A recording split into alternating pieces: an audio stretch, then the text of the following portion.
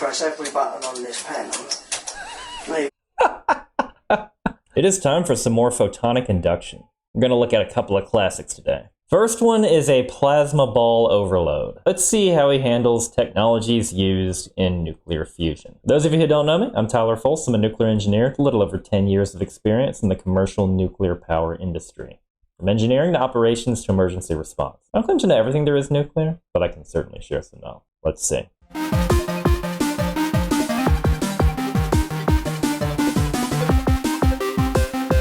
Love the classic intros of old school YouTube. Man, this takes me back.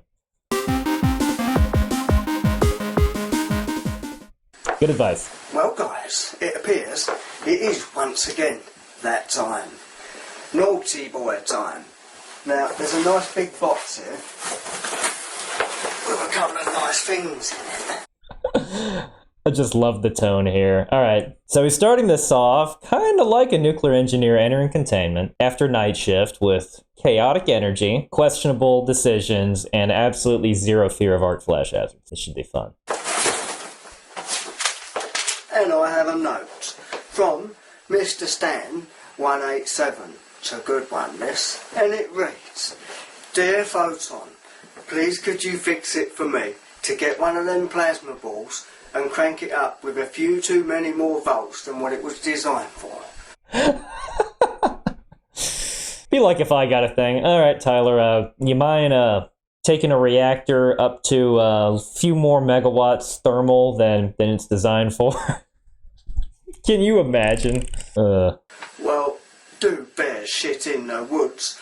I think so. But this is Photonic Induction's channel. I think we need 2. And stick them.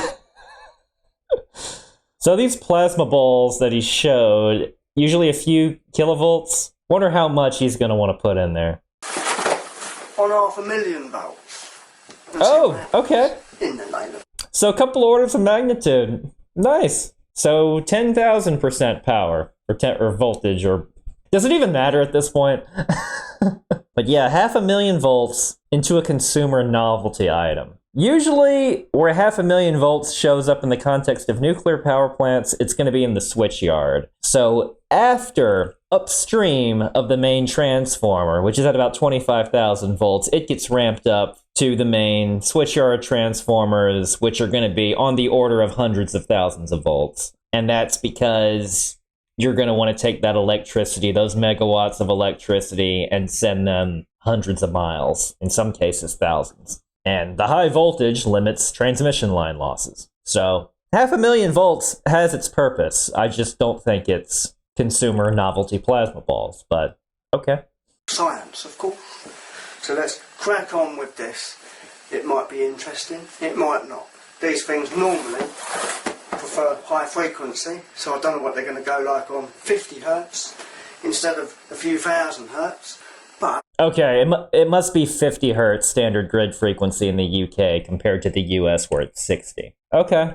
I think that's going to be a bit like trying to drive a Ferrari using a steam engine. So the plasma ball runs at a few kilohertz because the gas ionizes easier with a rapidly oscillating field. There's your difference. So this should produce some arcs, but probably not the best quality plasma of all times.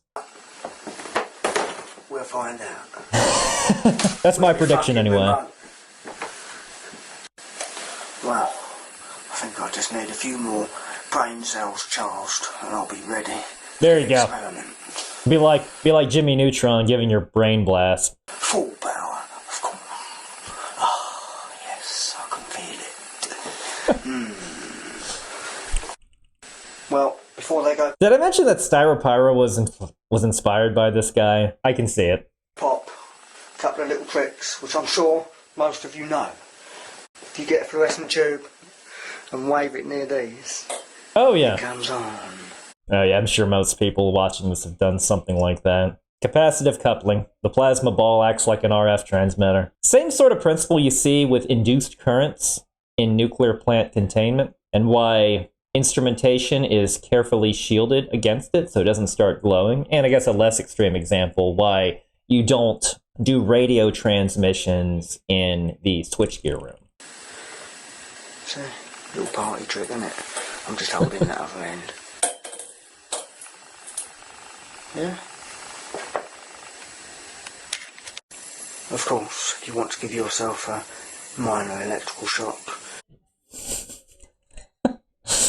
Oh, that's a good way to do a pre-job briefing for any sort of demonstration. Yeah, where a mild shock is guaranteed.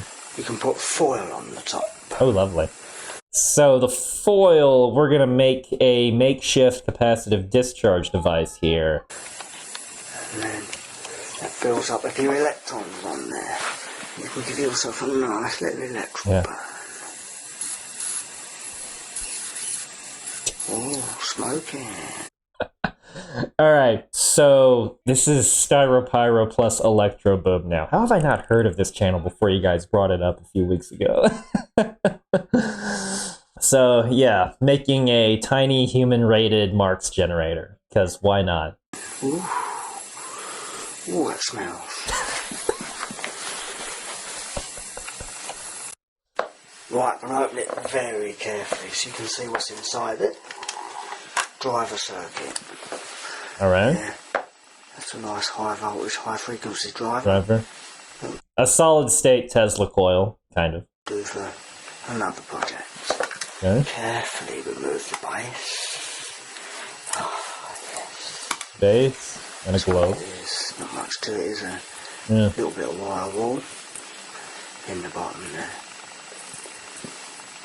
What I do not see is anything designed for 500 kilovolts. Nothing to it. Right, chaps, I've got no idea what's going to happen at this stage. Place your bets. Oh my, but alright, so I've never heard of a nuclear engineering betting pool on hardware failure. You just assume that, hey, its failure modes can include explosion, arcing, catching fire, and you design your protective systems around the thing accordingly. But yeah, some form of arcing will occur, I'm sure. What do you reckon?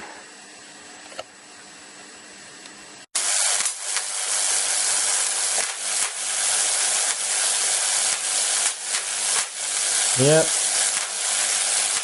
I mean, you can see again the low frequency is why you don't see the plasma, because plasma loves oscillations. That's not surprising.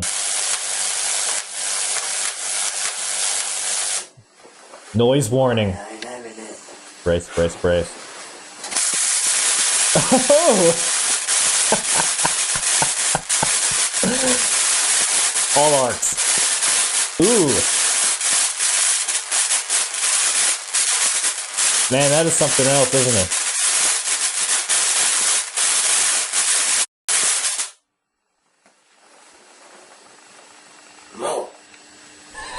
More. More?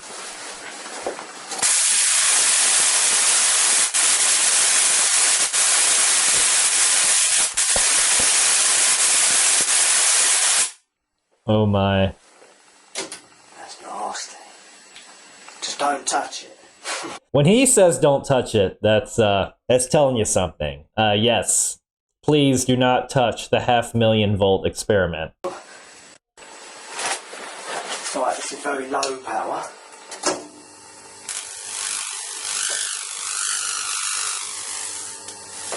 Okay. Now here's the lightning, the arcing. That's cool though. I like that he's got two of them, at least for redundancy purposes, because, hey, that's one principle that I guess he's followed that's close to nuclear engineering. Safety, defense, and depth logic is, hey, having redundant systems. Right, but I've brought these in closer. Now we can have 300 kV when I start cranking it up between the two. At the moment, it's going to be about 70,000 volts. Okay. Slight glow. Right. 100,000 volts.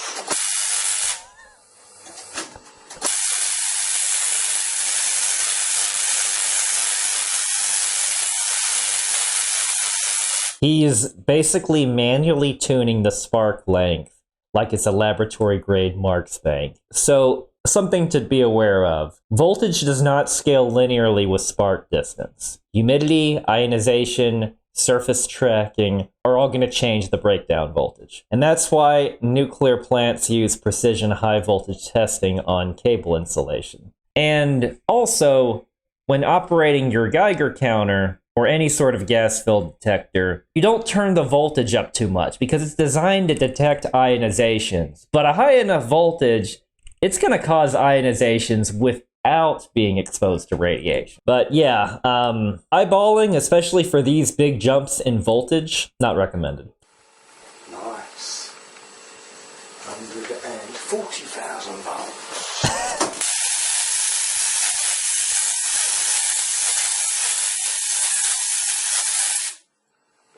They play well together. Bear with us, chaps. 200,000 volts.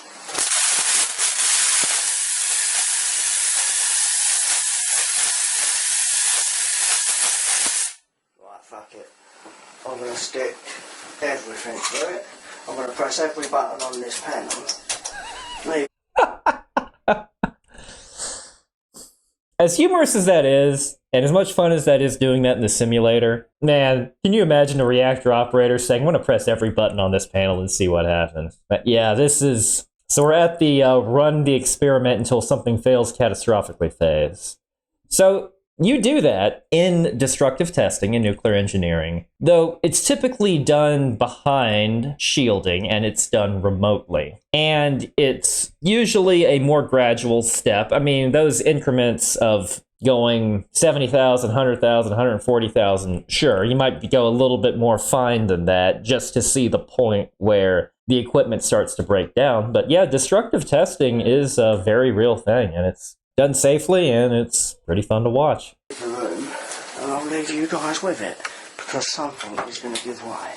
That is correct, and absolutely what you should do. I mean, the failure mode for big glass ball thingy will involve uncontrolled shrapnel emission, so that's pretty good. I mean, forget the electrical hazards if you're going to run it till it falls apart. See you guys in a minute. They won't last long.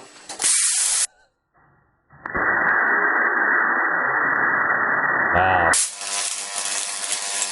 Look at the color. It's yellow, orange. Yeah.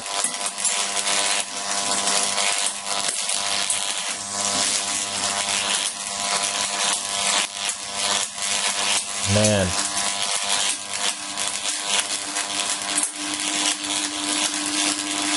He's over-ionizing it.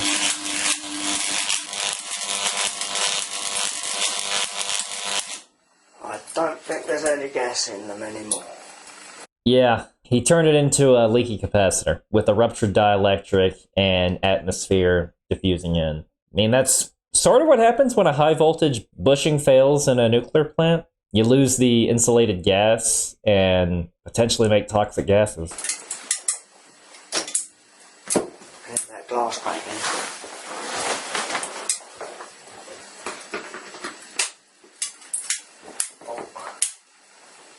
Oh yeah, look at them all discolored. Ruptured and discolored.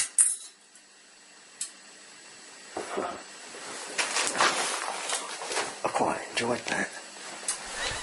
You know what I did too.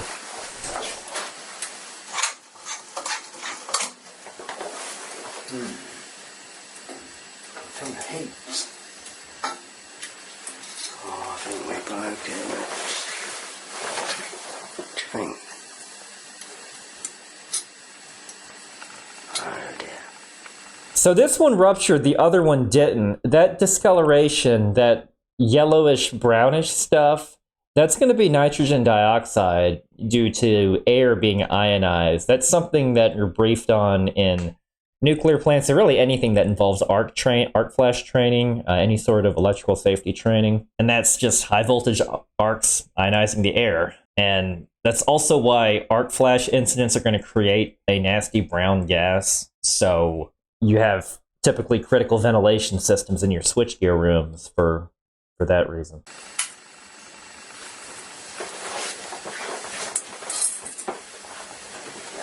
Gas in there looks rather nasty. Yeah.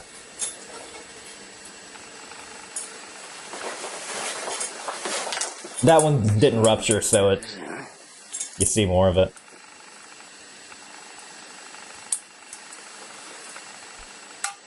Nitrogen dioxide. Yep. Well, well.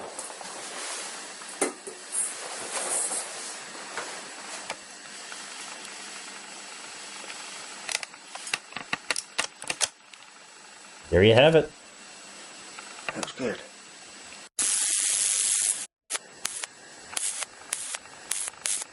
Tiny driver. Minuscule. What's he doing now? Just more arcs. Oh, with the base.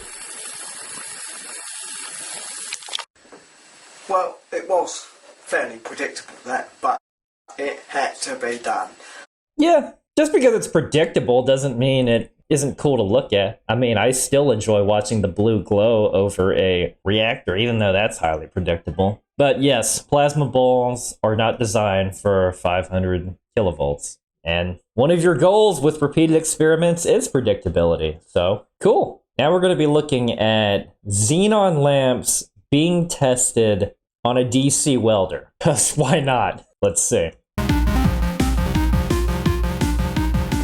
In this lovely little box, we have a 4,000 watt xenon lamp, which was very kindly given to us from a nice chap called John Gildert. And he's from Bolton up north. And Nice, he just gets gifted the stuff. he rescued this lamp from a cinema, what went over to 4K projection. He's had it for some time, and he thought, I know, I'll give it to photonic induction, and he can crank it up stupid. So that's exactly what we're going to do. I'm going to put 4,000 watts through this lamp, and we're going to observe how bright it is. I'm sure, in fact I know, it's going to be very good.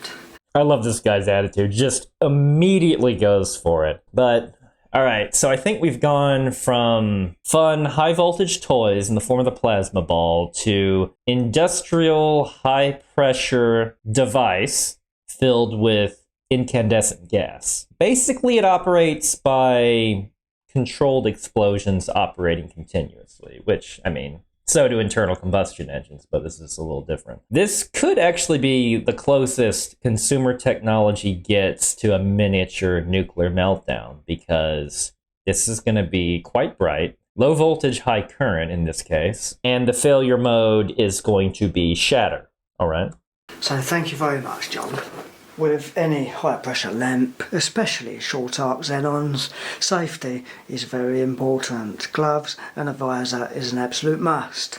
Nice, he's bringing up PPE. So a xenon lamp at pressure does store enough energy to act like a hand grenade if mishandled. So yes, full PPE is mandatory, whether it be professional lab or wherever he does this. This is the 4 kilowatt xenon lamp. On the left hand side you can see the cathode, which is that small electrode. On the right hand side is the anode, which is the bigger one. That is the positive one.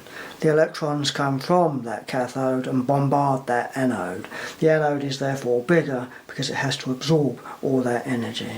Yep, same prefixes as cation and anion. But yeah, this electron bombardment on this particular anode is going to dump tens of kilowatts onto a small spot. Kind of similar to arcs you see from TIG welding, hence I think mentioning the welding equipment, ion source arcs and accelerators, and plasma torches used to cut reactor grade steel when you decommission a reactor. So we shall see.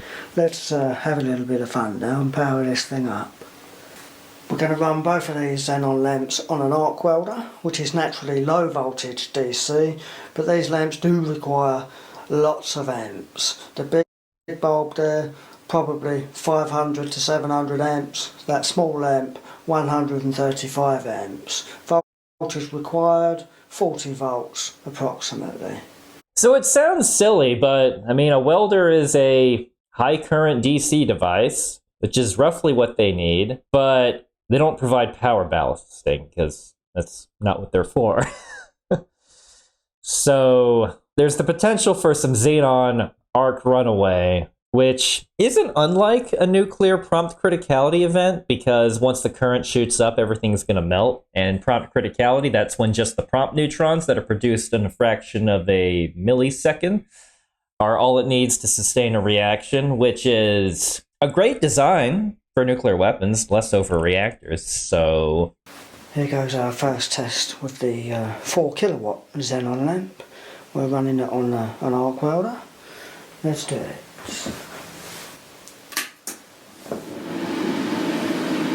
DC's there. Now we're going to go ignition just for a second or so.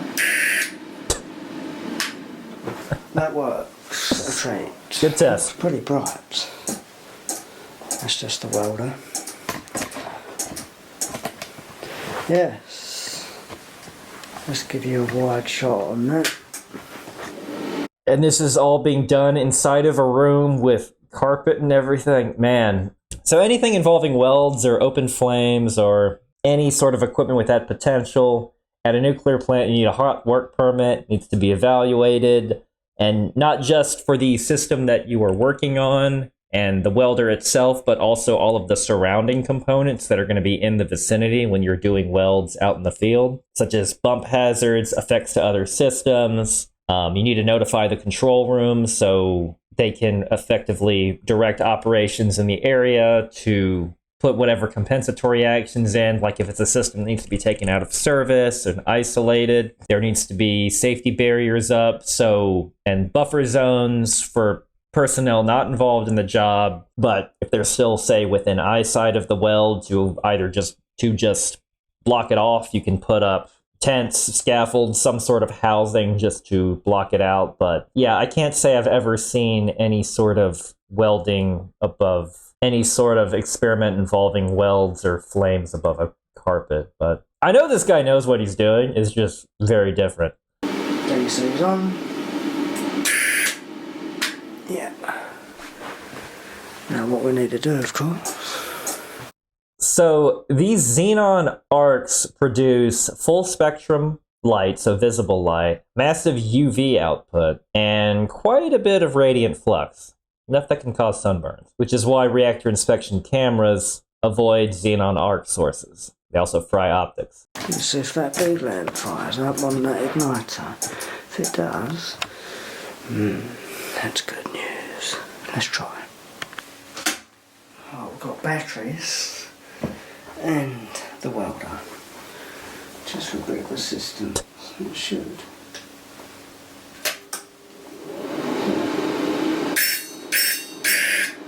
There you go. Lovely job. That's just the welder now.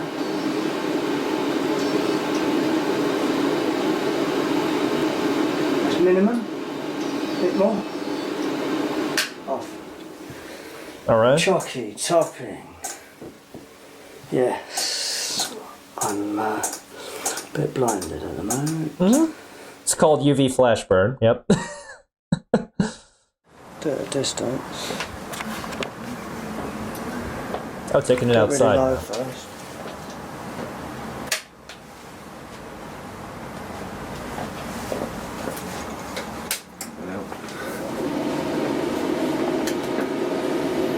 Right, we'll ignite it and we're doing that.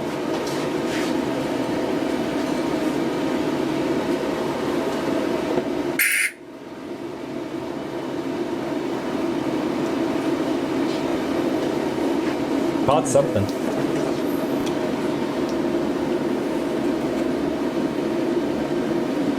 Now we'll What? turn it up.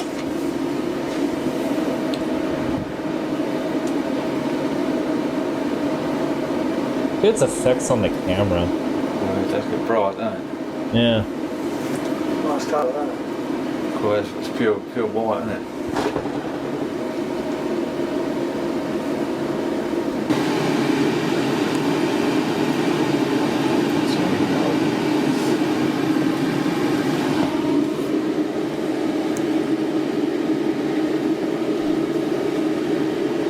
It is bright.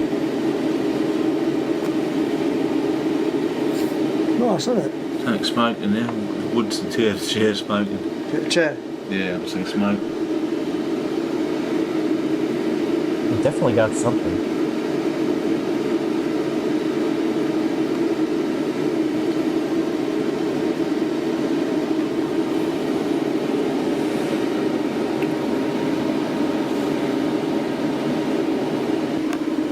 Yeah, it's 20 amps. Really intense, isn't it? Might get a close up of that. Let's get me visor and gloves. I'll get a close up. Yeah, you're definitely gonna need welding mask. There you go. Can't see it.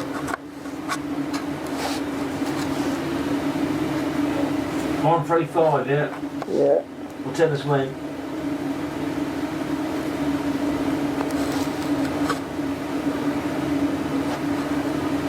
Go on then.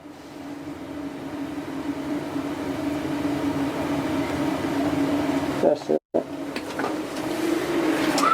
Cool. Couldn't get near it. A fly went on the bulb and started smoking. Yeah. Really? Okay. So that's what that was. But that's how hot that glass envelope's going to get. Flies will combust on contact with a different version of a bug zapper. I mean, it's at several hundred degrees Celsius. Imagine a reactor pool lamp doing something like that. One interesting thing about Xenon is a common fission product in nuclear plants, and it is actually a reactor poison. That is to say, it has what is known as a high neutron absorption cross-section, and what that means is it competes with the uranium-235, this is Xenon-135, and it's more likely to absorb neutrons and slow down your fission reaction. And because it's produced, and it also burns out, when it absorbs it, it becomes Xenon-136, which does not have a high absorption cross-section, and then it just effectively goes away as far as its interaction with neutrons. But yes, it is something that slows reactions in that case, and yet it's the main ingredient in this case. It's interesting how different things work in different environments. More pop the lamp like that. Look at that glowing. That it is. What's all the different colors?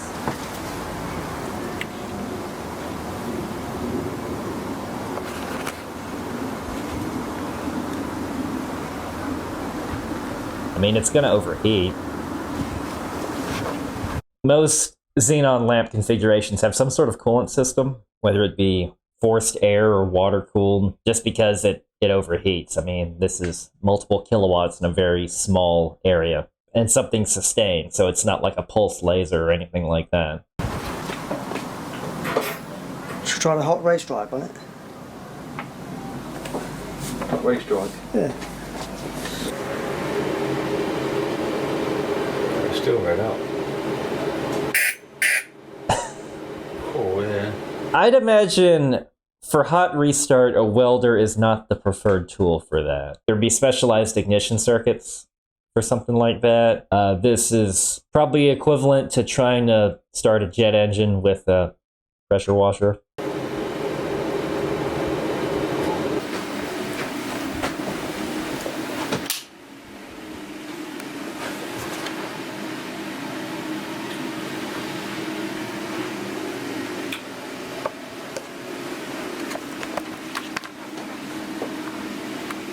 Right, well, it's still tense, isn't it? Yeah. Cool, yeah, it does your eyes in a bit, doesn't it? Can't really focus on it, can you?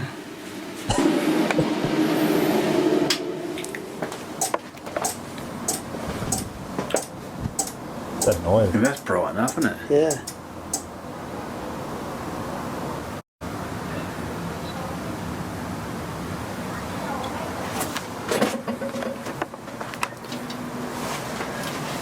Very nice. Lovely lamps, aren't they? Yeah, still red out, isn't it? Should take a while to cool down.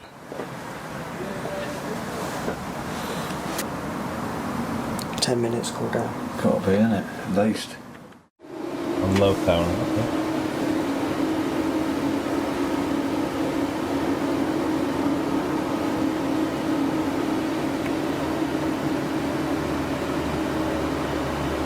So did the lamp survive? The other one.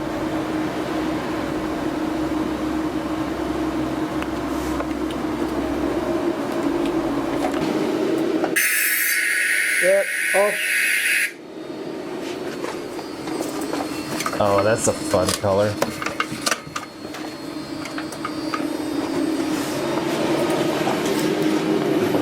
Tom, that is on.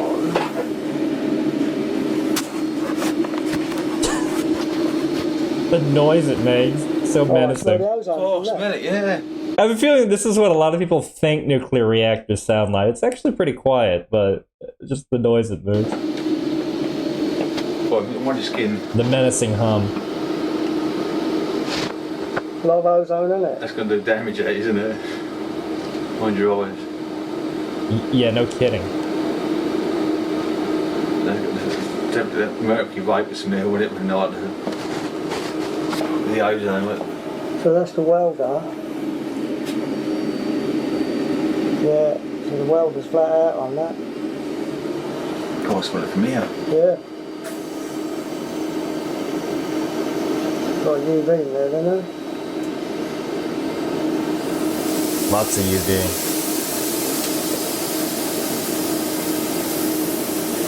Somewhere.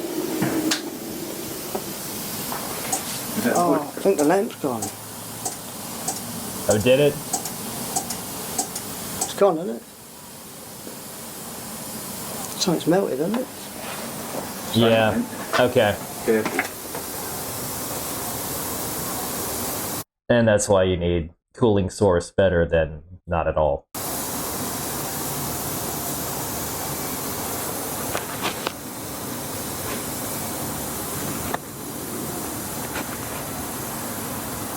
We've melted it. Should have had it water cool. Yep. You think that'd pop that, would you? At least it's safe now. At least it's safe now. I popped it. What was melted anyway? At the anode, I think.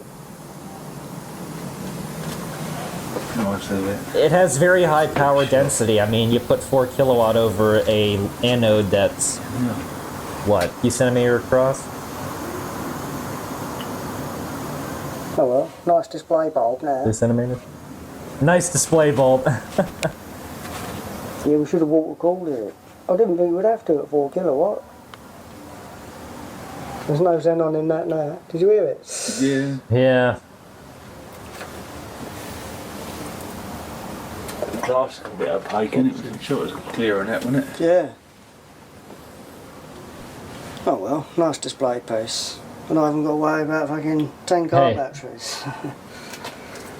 It's certainly We entertaining won't to have watch. the brightest lamp in the world now.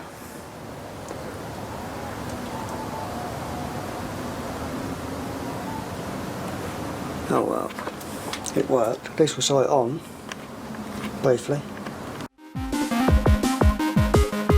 Alright, so that was hilarious. I mean, every failure was predictable, with the plasma balls losing gas when you try to put 500 kV through it. Xenon lamp overheated, a welder not being able to regulate current, but it was very, very fun to watch, and thanks so much for the recommendation, and thanks so much for watching. I'll see you next time.